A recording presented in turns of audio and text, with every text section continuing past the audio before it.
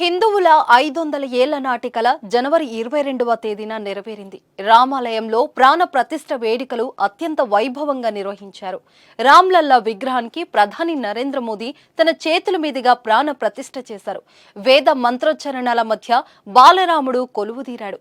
బాలరాముడి దివ్య రూపం చూసి అందరూ మంత్రముగ్ధులయ్యారు.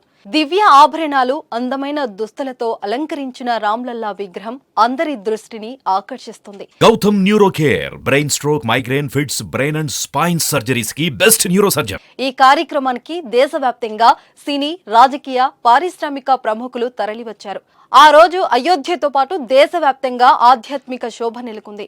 ఈ వేడుకను దేశ విదేశాల్లోనూ భక్తులందరూ టీవీ, సోషల్ మీడియాతో పాటు వివిధ మాధ్యమాల ద్వారా వీక్షించారు.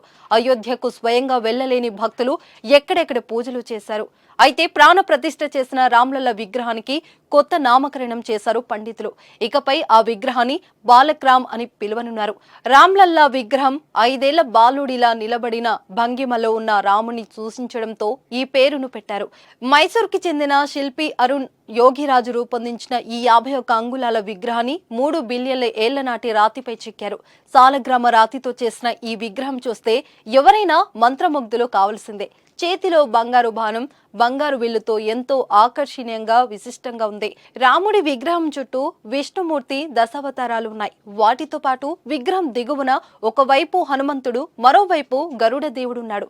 తామర పువ్వు మీద రాముడి విగ్రహం నిలబడి ఉంటుంది. ఈ విగ్రహం తయారీకి ఒక రాయి మాత్రమే ఉపయోగించారు.